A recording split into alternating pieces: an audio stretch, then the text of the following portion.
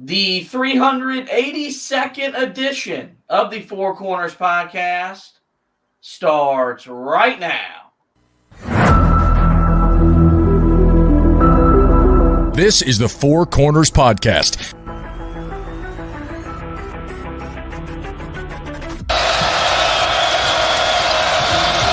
And that could make a difference. Lawson at the buzzer. Got it! Maybe not. Ty Lawson wins it at the buzzer. Deep three. And Green rips down the rebound in traffic. 4-on-1. What a great job. What a terrific job in transition. I mean, you couldn't plan that any better as a coach. Gets the roll. Here we go. Page has it. Carolina down one. 84-83. Page into the front court with 4 seconds. Page to the rim. Got it! Good. Got it! 9/10 of a second to go. Inbounds. Washington gets it to Warren. His full court shot. No good. Marcus Page baby. Does it for the Tar Heels. Carolina wins it. Don't force it if you're Goss. Comes in. Blocked by Meeks. Buried up ahead to Jackson. And he dunks it down for the 5-point lead. Matthews off the mark. And this year, the confetti is going to fall for North Carolina. They're not going to be denied this time. Inside 30 overall. Love, top of the key. Oh! Big time delivery. Here are your hosts, Josh Marlowe and Anthony Pagnotta. Hello and welcome into another live edition of the Four Corners podcast. Hanging out with you guys on a Thursday night. We are powered by Carolina Electrical Services. Josh and Anthony, we're back with you guys once again, and we've got a fully loaded show for you guys tonight. As Carolina's activity in the transfer portal, it's definitely moved up a notch, and it's really gotten into full gear. We anticipated this as we got away from the Final Four.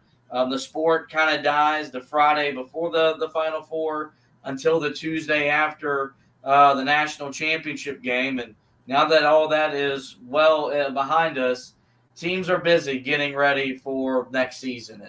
And Carolina is among those teams getting ready to reload for 2024, 2025 as they look to replicate the regular season success, but put together a team capable of going deeper into the NCAA tournament. And with that, you got to get talent. You've got to add to your roster, add depth. And Carolina is looking to do that in a multitude of different ways. And we'll talk about all that here tonight. Before we get into the transfer portal, we have our pod thought of the day. I don't know if we've done this one before or not. It comes from Albert Schweitzer. And that pod thought is, quote, "Success is not the key to happiness. Happiness is the key to success. If you love what you are doing, you will be successful." You look at what made this Carolina team so different this past year. Is you looked at a team that genuinely loved playing basketball and loved playing basketball together. And, a lot of people may not put a lot of stock into that. I think it matters more than anything, more than ever, because of how different the game is now with the portal, with recruiting, with NIL, that you got to love the guys that you go to war with 40 nights a year. Because it was very evident 2 years ago, that team didn't like one another. And whether this was forced chemistry or not, the way that Hubert Davis talked about it, it was never forced. This was just a group that from the first time they got together till, when we saw it up until that end of season presser, this group just connected.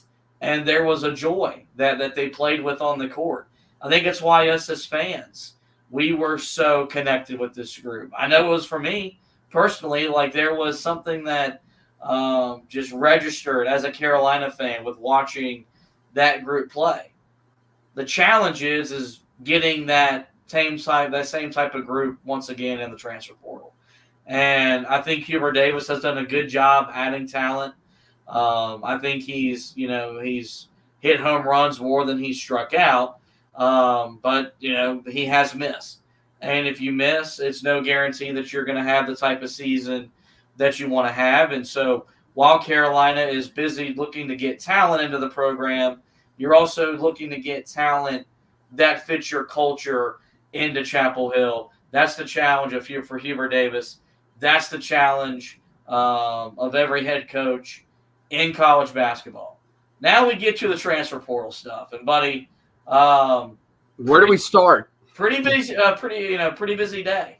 It felt like every time we finished publishing an article, we finished sending a text or a DM to one another about the latest report. There was another report that was coming out that involved Carolina. Before we get to all the news, are you surprised that it took Carolina, this long to get this officially active where what they were doing was being reported? Because, their season has been over for a little bit now, but it still took them almost 2 weeks really to get full throttle in this year's version of the transfer portal. Yeah, I mean, I don't know if I'd say I'm shocked, because I think that a lot of this stuff has been going on behind the scenes and it just hasn't been known. I think Carolina's been working. Now, I believe that Hubert Davis and his staff did not start working on the transfer portal stuff until after their season concluded in Los Angeles. But I don't think that it took them this long to start reaching out to guys. I think especially with the report, and we'll talk about it here in a minute, but the report with Oumar Ballo, the fact that they are already, talking about setting up a visit, that shows you that there's been stuff that has been going on. It just hasn't really been talked about as much. They're kind of keeping it quiet, which is, is fine. Eventually this stuff is going to get out, especially once you start talking visits. But I think for Carolina, they kind of want to work behind the scenes, especially because, the quieter they can keep things, the easier it is to keep guys on your own roster. And I think that's the biggest thing that they're trying to do right now. Now, I'd imagine that, Hubert Davis takes the same approach that I've heard Mac Brown talk about multiple times, which is that we are very transparent with our guys. I don't think that Hubert Davis has probably, said things behind closed doors to Jalen Washington or any of these other guys at the positions that they're looking at and telling them that, look, you're our guy, and then going out and doing this. I think they probably know pretty well, but I still think that, this is something they like to keep a little bit quieter, go about their business, and then, eventually when it does come to the surface, hopefully it's around the time when they're about to land a commitment. And I don't know if they're there with the three big guys that we're going to talk about. I think, probably got to pick one, but I do think that, they've done a good job of keeping things under wraps to this point, but they've established themselves well with the guys they need to. Yeah, and look, we're about to dive right into this thing. Every single guy that Carolina is involved with makes sense from every angle. Like, these are the guys that you want to be involved with and need to be involved with, irregardless of the talent that you have coming back and the talent that you're bringing in. And that's kind of, I guess maybe the downside to high school recruiting is it's still important. You still want to bring in high school talent, but now the most important recruiting season has become what you do in the transfer portal, because as we're seeing every year, there are going to be high-profile players from high-profile programs available for you to add for one reason or another. And the first guy that Carolina is involved with, and it makes a lot of sense, is Oumar Ballo, the transfer from Arizona, the big man, a fixture of Tommy Lloyd's teams the last couple of years out there in Tucson. He's good. He's considered the top transfer this year's cycle. You're talking about a guy that averaged a double-double this past season at over 12 points per game, over 10 rebounds per game, had 20 double-doubles on the season, on the way to being, an all Pac-12 player, as well as a member of the first team all Pac-12 defensive squad as well. And this was a guy that, to be honest with you, when their season came to an end against Clemson, didn't think he'd transfer. But as we're learning more and more as we get it deeper into the portal era, it doesn't matter how good the player is, how good the player is in the program, and how great the program is that he plays for. That still doesn't stop that person from wanting to go somewhere else. And the second that he got into the portal, I wanted Carolina to go after him, and they have. He will be in Chapel Hill at some point this offseason. What do you make of Carolina getting involved with Oumar Ballo, as I mentioned, the top transfer so far in the transfer portal for 2024? Yeah, I like it. I mean, initially this was one of the guys, and it's an article that now will just never get posted because there's been so much that's been going on, and you'd imagine there'll be more stuff. But he was one of the guys in the article that I had about the guys that I thought Hubert Davis should have reached out to. I had him at the top of the list. And, I mean, look, I know that a lot of people look at him and say, is he really the more modern type of big that Carolina is saying they want to have? No, but he really fits to almost exactly to a T what Armando Bacot was this year. I mean, you talked about, I had forgotten about that when we talked earlier. My question was, is he a guy that is on the same level defensively as Armando Bacot? And I forgot that he was an all Pac-12 defensive team member this year. Now, I still think, some of the things that we saw from Armando this year, especially the way that he covers out on that he was able to cover out on the perimeter, I don't know if you're going to see that from Ballo. But I mean, there's a lot to like here, man. It's an uber aggressive guy.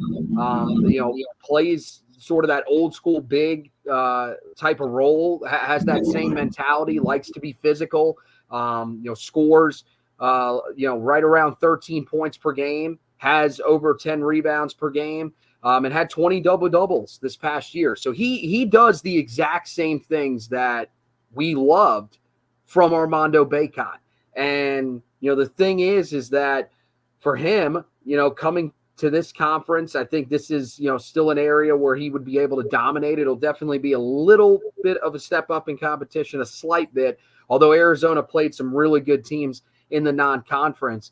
And, I mean, look, I think one of the things that would help him is that he would be able to talk to a guy like Caleb Love, who he played with this past season, and find out what it's like to play for Carolina, what it's potentially like to play with RJ Davis.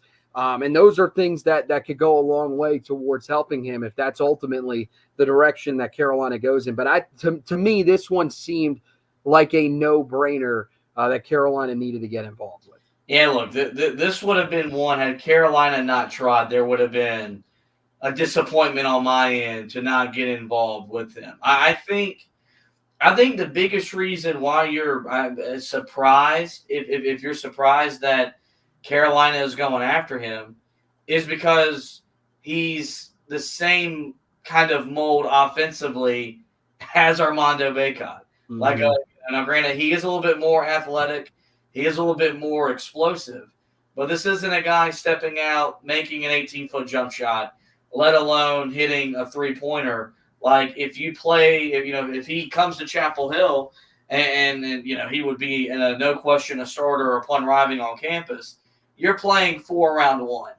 And whereas, like, if Jalen Washington slides into the 5 spot, Carolina will be able to run 5-out action, mm-hmm. which is ultimately, I do think, the way Hubert Davis wants to play, because that's the way the game's being played now.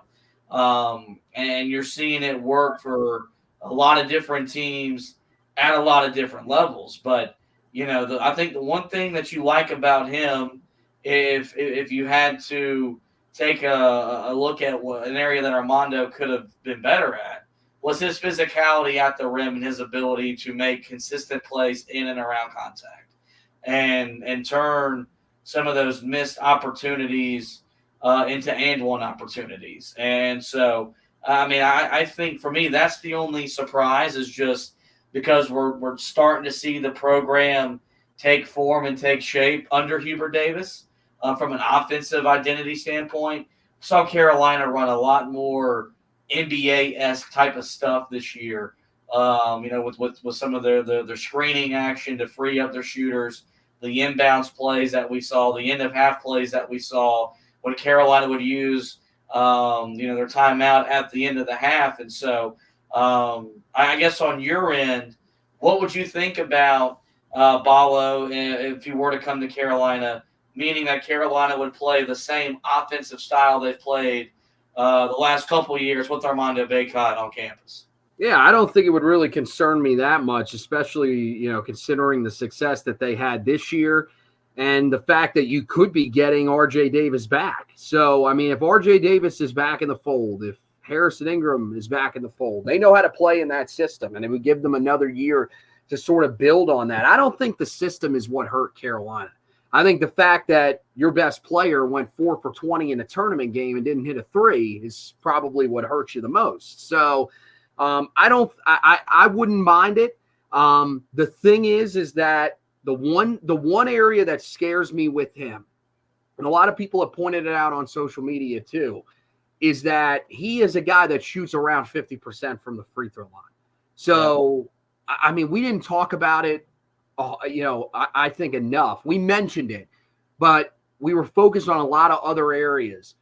The way that Armando Bacot shot free throws this year was massive for Carolina, because having a guy that down low that could draw fouls and then be reliable from the foul line was huge. It had been a while since Carolina had somebody that could shoot it at that type of level from the free throw line. Now you're going back to, if you can give me one of two consistently, you feel pretty good about where you're at. That's the one thing that would concern me a little bit. But, in terms of the offense and running a similar system to this past year, I think it had so much success that I don't think anybody should really be that opposed to it, unless Hubert Davis is the guy that's opposed to it. I think their involvement, though, shows you that he's not. Yeah, and look, you mentioned Armando's progression as a free throw shooter. It wasn't like Mondo showed up in Chapel Hill shooting 70% from the foul line. Like, it was an area of his game that he dedicated time and effort to become a better free throw shooter. Just going off of memory off the top of my head, when you watch Ballo shoot free throws, it's not like it looks bad coming out of his, it doesn't look like it's a broken foul shooter.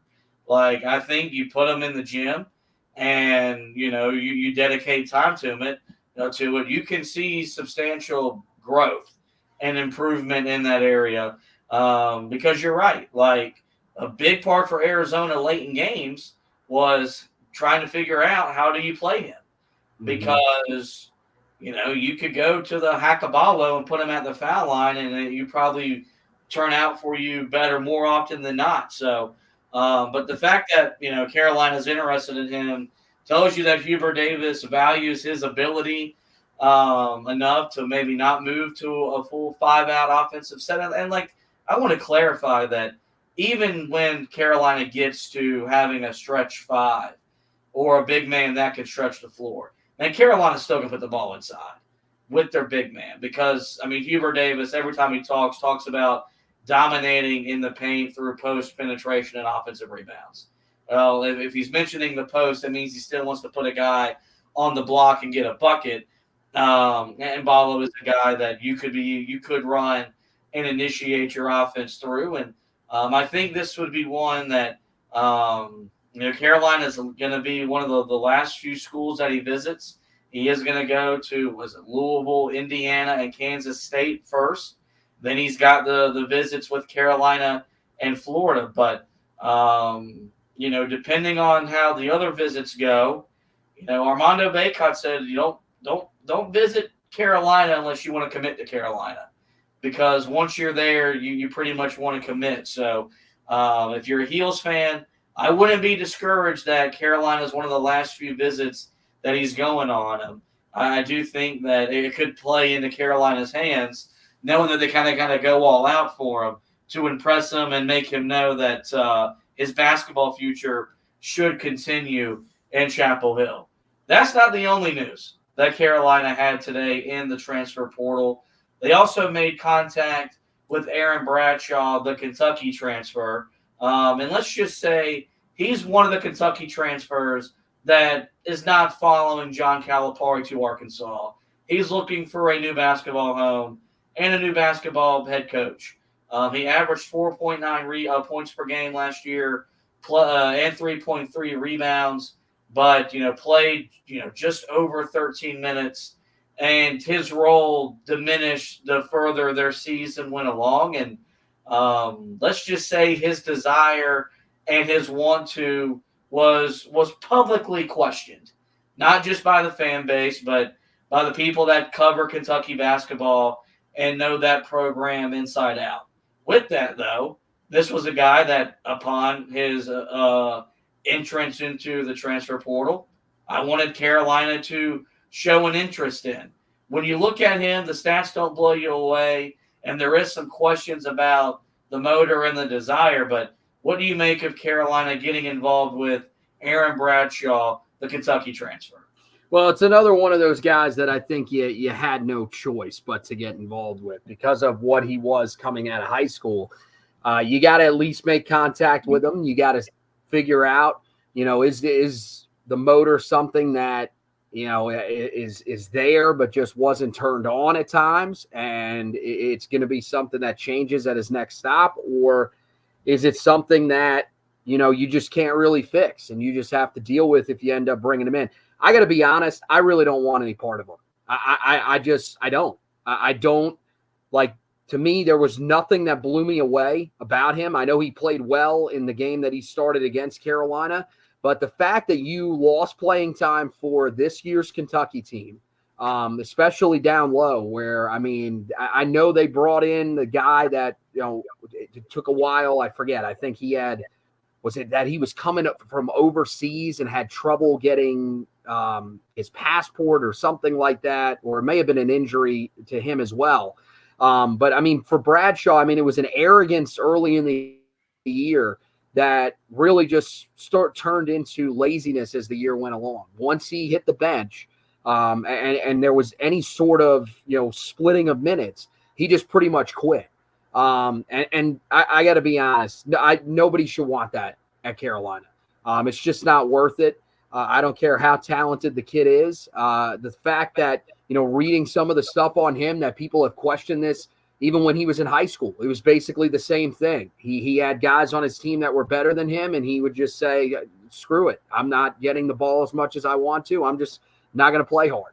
And to me, I think he should be at the bottom of this list. There are other guys that Carolina hasn't even reached out to that I would put way ahead of him right now. And all the other ones that are rumored that Carolina's reached out to that we won't even talk about here tonight, guys like Danny Wolf from Yale, Maxime Reynaud from Stanford. Like, those guys are so far ahead of him on my board. So I know Tar Heel fans were pumped about him, but I got to tell you, there would be a lot of buyer's remorse if Carolina lands him. Yeah, this has the feel of you got to check in just because of the talent and the upside. But it's one that if you're seriously recruiting him, you're aware of the issues that, allowed his role to diminish at Kentucky. And basically you got to tell him, you got to check the ego at the door.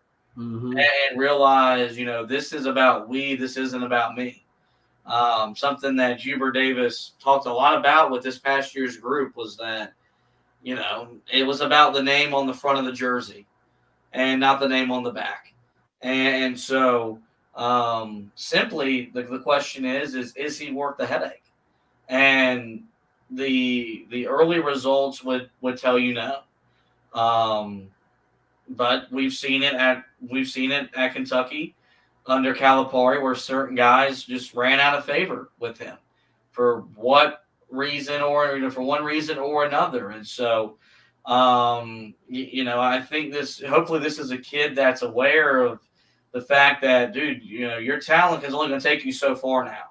Like now you've got to put in the work. You've got to put in the stuff that the game demands you to be a great player and to really not waste your God-given talent to be a high-level basketball player. So I'm with you. I'm not necessarily enthralled with him being in Chapel Hill, but this was a guy that Carolina had to check in on. And this is a guy that Carolina has to do their homework on because the talent requires it. The question is does he fit? And if he doesn't fit, if he goes somewhere else, I don't think Carolina fans should be as heartbroken as they typically would be when you would see a guy of that stature with the kind of rating or ranking coming out of high school not playing basketball at UNC. The last guy we got to talk about is the Rutgers transfer. And not going to lie to you, buddy, we discussed how to pronounce his last name before we got on here. I forgot how to pronounce it. So I'll give you Amori. Yeah, there it is. Amori. This was a guy that Carolina, this guy got involved in the transfer portal. Wasn't it pretty much like the day that it opened? Yeah, he was one of the first guys that was in. I just saw it earlier. I think it was March 20th, I think, was when he entered. And, upon entering the transfer portal, pretty much it was reported by people that do this for a living, he's not leaving the tri-state area, meaning that he was probably going to St. John's to play for Rick Pitino. Mm-hmm. But you said that was March 20 whatever? March 20th, I believe, because remember, they missed the tournament this year. They were horrible. So you're talking about almost a month, and Amori does not have a new home. And this guy was fantastic, did a lot of great things, averaged over 10 points per game, nearly 6 rebounds, almost 3 blocks per game, which even in the NBA would be an insane number. When you're doing that in college, that's some like Anthony Davis type of stuff right there, being able to protect the rim. Arguably the best defensive big in the portal to date, and I don't think anyone could really change that status. Carolina a little bit late getting involved with him, but that just got reported today. What do you make of Carolina being involved with Clifford Amori, the Rutgers transfer? Love it. I love everything about this kid. He was another one that was right near the top of my list because I think what people are going to think about him is that does he score the ball the way that you want to? Because he only averaged 10.4 a game this year. The thing is that if you look at the rest of his career, he's a guy that scored the ball pretty well. It was just this year, for whatever reason, he wasn't able to score it nearly as well as he did in years past. And he didn't shoot it nearly as much as he did in years past. He also had his minutes cut a little bit. And I've seen some people that say if they bring him in, then that means that Jalen Washington would be able to play because they'd split the minutes. Maybe that is what would happen. But the thing is that he still scores the ball at a pretty decent level. I mean, he's averaged more than 10.4 points per game for 3 straight seasons. And he peaked as a junior at 13.2. He rebounds the ball incredibly well, 8.3 this past year, 9.6 the previous year. But most importantly, I mean, you're talking about a guy that is as good as anybody in college basketball at protecting the rim. This past year, he averaged 2.9 blocks. Like that's ridiculous. Like, especially with how heavy some of these teams are with their guard play.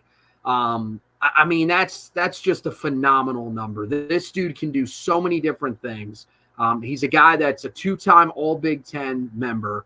Like, everything is there to show you that he is a good player. Now, again, he is a old school big. He is not going to step out and take threes. It's not going to happen. But the thing to remember is, and I know there are people that are panicking because I've seen this already. Well, we want a guy that can stretch the floor and shoot the ball from the outside. My question to those people would be, is that what has won this year in college basketball. Take a look at 3 of the 4 teams that made the Final Four, and tell me what they all had in common. They had bigs who were the best players on their team, by the way, that could not step out and hit a 3. So, I mean, it shows you that some of these old school bigs, they can win for you. So I think Carolina should be all over him. I think right there with Ballo, and you could even make the case. I mean, he shoots free throws a little bit better. You could make the case, especially if it's going to keep Jalen Washington around, like some people are speculating. You can make a case this might almost be a better option for Carolina. Yeah, I mean, that's definitely an interesting topic, a discussion. I think Ballo, better athlete, and has his ability to be more dominating on the offensive end is there. Would love the move regardless. If we want to play hypotheticals and Amori ends up in Chapel Hill and RJ Davis and Harrison Ingram return, I think you're looking at a situation. Carolina enters 2024-2025 the favorite to win the national championship, because you would have everything that you would need. You would have a great backcourt player, a wing, and a big that can protect the rim. And so I would like the move regardless of what Ingram and Davis do. Would love the move if Carolina's adding him to a roster that's returning their 2 best players for next season. Because, and look, the offensive ability is there. Like you mentioned, he averaged over 13 points per game a year ago. But if you can put offensive firepower around him and basically tell him, hey, you're going to be featured in the offense, but rebound the heck out of the ball and defend your tail off. We're going to put enough scoring around you. Man, that would, I mean, that's something we frankly just haven't seen in quite some time. Like Armando Bacot never got that. Armando Bacot had to rebound at a high level, defend at a high level, while also be a consistent presence on the post. And he did a fantastic job of that. But, you know, it's understandable why at different points in the year Armando looked worn down. So this is a move that, again, regardless of what the other guys do, you should be excited about Carolina's involvement with him. Yep. But if he comes back and Carolina gets a Davis and an Ingram back, the expectations, which are always high in Chapel Hill, I think will raise to the level of them being the favorite to win the national championship going into next season. This leads us to, I guess, the biggest question about a current member on the roster that we can talk about. And what does this mean for Jalen Washington? Because we like Jalen. I think Jalen has done a really nice job his first 2 seasons. I think considering coming off the injuries, he's exceeded expectations, carved out a role this year as a guy that could come off the bench and give you consistent production and give you consistent minutes and not really kill you while Armando Bacot was either sitting for a rest or sitting because of foul trouble. Is this a sign that maybe Hubert Davis knows Jalen Washington, like Seth Trimble, is going to transfer out of the program? Or kind of this is just another sign of the times where Hubert Davis's job is to put together the best roster for next season? And as much as we like Jalen Washington, he's not the player that Omar Ballo is, that Clifford Amori is. Like, those guys could elevate Carolina to a different level that Jalen Washington can't do. And this Carolina and its staff are doing their due diligence to put together the best roster for next season. Yeah, I mean, I think that's probably the best way to lay it out, is that it is your responsibility each year, especially at this university, to put together the best roster for that season and one that can win. You know, especially, I mean, you're looking around, and if this team brings back R.J. Davis and Harrison Ingram, there's no question. And maybe all this activity that we've seen with all of these top guys in the portal at that 5 position, maybe that shows you that those guys are coming back, but that right now it's quiet, or that they're going to, pursue, at least see what they can get from scouts by going to the NBA combine and then pulling their names out and coming back next year. I think there's a good chance that's what ultimately could happen. And if that is the case, then yeah, it's on Hubert Davis to piece together a roster that is capable of winning a national title. Because as dominant as UConn has been, as talented as Duke will be again next year, you're right. If they get Ballo or Amori in, you feel really good about Carolina's chances to be one of the best teams in the country. And I think, with Jalen Washington, I don't know. And that's the thing. Is it possible that that he could have a huge year and all of a sudden we're talking about Carolina being one of the best teams in the country and competing for a national title? Oh, certainly. There's elements to his game that we really like.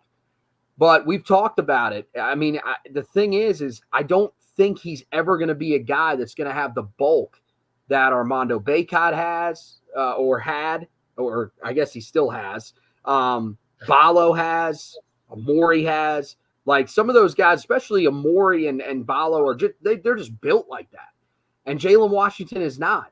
So for him to become a better defensive player, it's going to take a lot, man. It really is. So why would you not want somebody that can come in, be as good of a defensive player, if not better, than Armando Bacot, and potentially, be the piece that you need to help lead you back to the Final Four and potentially to a national title? In this day and age, you cannot worry about hurting guys' feelings. It's just because I'm going to tell you, it goes both ways because coaches have done it as well. But you never know when these guys are going to up and leave. You could promise Jalen Washington that you're going to be the guy, and he could still end up entering the portal. And that's anybody. That's not anything directed towards Jalen Washington. But it's your job to go out and put together a roster when you're at a school like Carolina that you say to yourself, when you look at it before the season, this has a chance to win a title. And I don't know if you can do that with Jalen Washington. Yeah, no, I mean, look, you're right, and I think it sucks for his end because, he's done nothing wrong, but the sport's different. Like pre-portal era, this isn't a conversation. Jalen Washington's your 5-man, and you get excited to see how he grows and develops. I'd still like to see how he grows and develops because the offensive talent is there, that ability is there, and I think he loves being a Tar Heel. I think he loves playing for Hubert Davis. But if Carolina goes out and lands a Ballo or someone else, can I get mad at Jalen Washington for going somewhere else? No, I can't. Mm-hmm. And so it's one of the things where the portal is a blessing and a curse. It's very rare. It's a win-win for everybody involved. And well, the perfect situation, look, man, if Amori, and I mean even Ballo played around 26 minutes a game this year. If you can convince Jalen Washington that he will still be a significant part of what you do and you can keep him around and have whichever one of those two bigs end him down low, I think you'll take that in a heartbeat. And even Bradshaw, I got to be honest, if Bradshaw comes in, if you're Jalen Washington, you shouldn't go anywhere because there's a good chance you'll be starting. So. Yeah, no, you're right. I think if Bradshaw comes up, my message would be, dude, this is a reclamation project for him. Mm-hmm. You're still our guy. Like we're taking a flyer on him. You're our dude.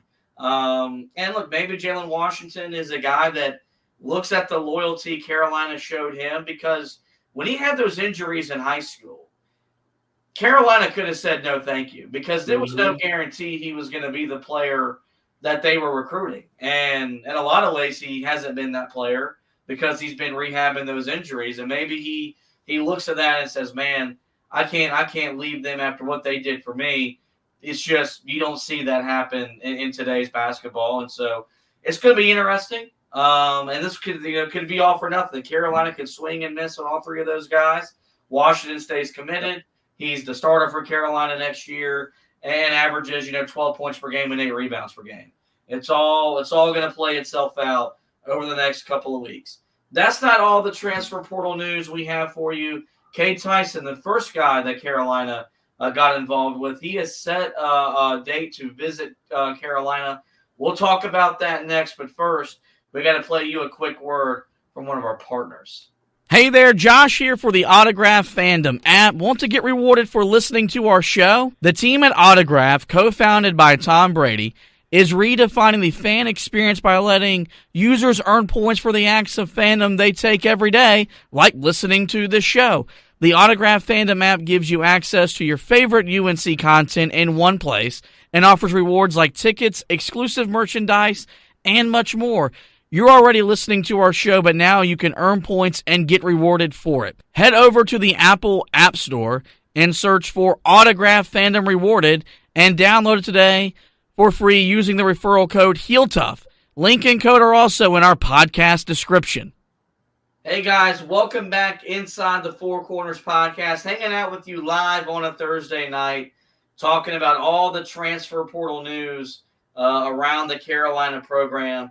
As they basically put it in fifth gear. It's full throttle. And Hubert Davis and this staff are working around the clock to put together the best roster for 2024-2025.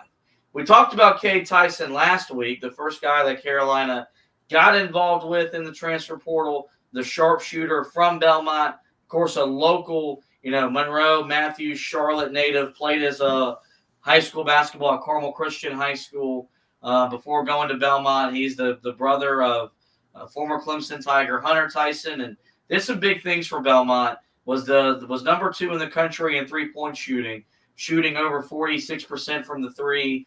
A former Missouri Valley Conference player or freshman of the year, was the second team Missouri Valley Conference player this year. Just did a lot of big time things for Belmont, and as we talked about last week, a lot of programs involved with him. Carolina had their work cut out for him, but he has set a visit. He'll be in Chapel Hill next weekend, the weekend of the spring game. So he'll get the kind of sense and the feel of a mini game day atmosphere in Chapel Hill for a football event. But that visit will follow being in Knoxville this weekend. Will be with Rick Barnes and the Tennessee program. They're looking to replace Dalton Connect, a guy that led them to just their second Elite Eight ever this season. Good news that Carolina, despite getting involved with him later than some of the other major programs, have done enough work to set an official visit for him. How concerned should Carolina be, and how concerned should the fans be, that it's after he goes and visit with Rick Barnes?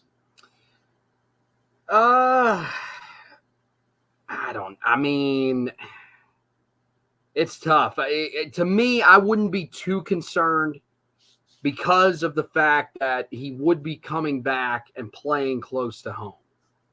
And look, man, I know Belmont is out in the state of Tennessee. Maybe he's gotten comfortable being out there. Tennessee's got a lot to offer. I'm going to tell you exactly what their pitch is going to be to him. They're going to tell him, you can be the next Dalton Connect. Yep. We brought in a guy from a mid-major conference that was the best player, one of the best players in his conference, was a relative unknown, and we turned him into one of the best players in college basketball. So that's going to be the pitch. I think that he will be willing to hear Carolina's pitch because, let's be honest, you take a look at the two programs, which one has the track record of success? One team's never been to a Final Four. Yeah. So I think for him, he's going to want to hear what Carolina has to offer. And I mean, for Carolina, I mean, this is one where, and I haven't seen this, but last year, and this will stick with me for a while, people questioned why we were even talking about Dalton Connect. Why would you talk about a dude that played at Northern Colorado? I saw, some people that brought it up that said, he played at Belmont. How good really is he? This would be a huge addition for Carolina. A guy that can shoot that well from the outside. And look, man, I know that Cormac Ryan shot the ball well from 3 coming in to Carolina last year, and he did not shoot it nearly as well as he had in his career. This wasn't a dude that was shooting 46.5% from beyond the arc. That's an absolutely insane number. And the year before that, he shot over 40% from 3 as well. So this is not just a one-year wonder. This dude legitimately can shoot the 3 ball as well as anybody in college basketball. And, I mean, you saw that, I talked earlier about how the more old-school bigs could find a way to, lead their teams to success. Well, another team that was in the Final Four was Alabama. And what did they do better than anybody else in the country for the majority of the season? Shot the 3 ball well. Yep. And having a guy like Cade Tyson, I mean, this, especially if you can combine it with a guy like Amori or Ballo, oh, man. Now you are cooking with a team that could be one of the best in the entire country next year. Yeah, and look, this is a move that even if Davis Ingram comes back, Carolina needs to make. Well, that's your Cormac. That's the guy that takes over for Cormac. Well, and I mean, like in a lot of different ways, like Carolina just needs more perimeter scoring. Mm-hmm. And then look, as good as Cormac was, even the latter third of the year, it still wasn't consistently there. Like 46% isn't a joke. Like not at the volume that he's shooting it at. And, a lot of things, translate no matter the level of basketball you're playing. Shooting is one of them. The 3-point line isn't longer, or isn't deeper in the ACC than it is in the Missouri Valley. It's just not. Like, they all shoot the same distance. And so to add that type of dynamic perimeter scoring would be huge for this team. And it would do so much for RJ if he comes back, Harrison Ingram if he comes back. It would open the floor more for an Elliot Cadeau to drive the lane and live in the paint. It would make the game easier on whoever you're putting the ball down to inside. Like this is the type of guy that would put so much pressure on the defense that it would change the way you're being guarded. And maybe this is me looking at this through Carolina blue lenses, but considering how late Carolina got in on him, I think that if he doesn't commit when he goes to Tennessee over the weekend, I think you're looking at a guy that when he gets to Chapel Hill leaves with a commitment.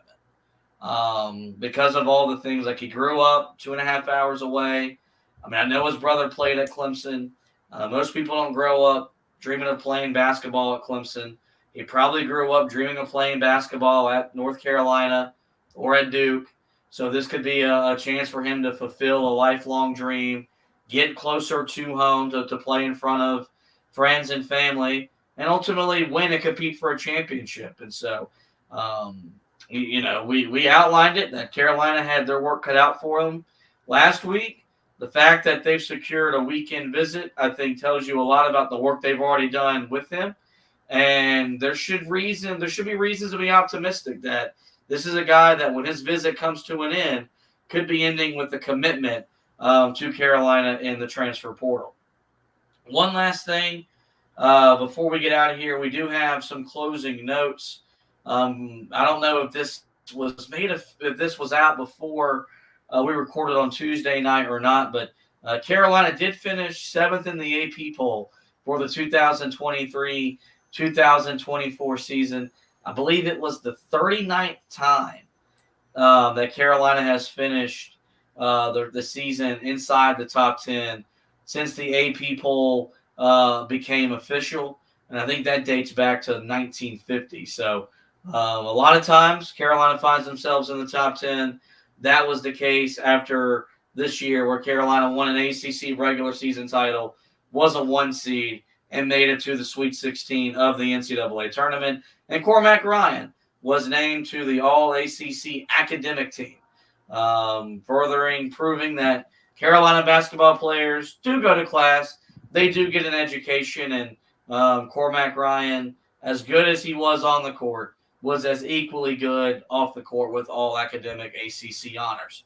With that, that is going to wrap up this edition of the show, guys. Before we let you go, going to encourage you to visit the website, HeelToughBlog.com, where if you go there now, you're going to see 4 transfer portal articles up on the site. Articles about Bala, articles about Bradshaw, articles about Cade Tyson and Amori. Anthony working around the clock because all the news broke while I was on the air today. But that is the good thing about our schedule, is that it does allow for flexibility for us to cover the news as it happens. We've been telling you to go to the website every single day. And today's one of those reasons why, because we've got you covered on every bit of news that came out on the Carolina basketball front. Still keeping you up to date on Tar Heel football. We are just under 2 weeks away from the Carolina spring game.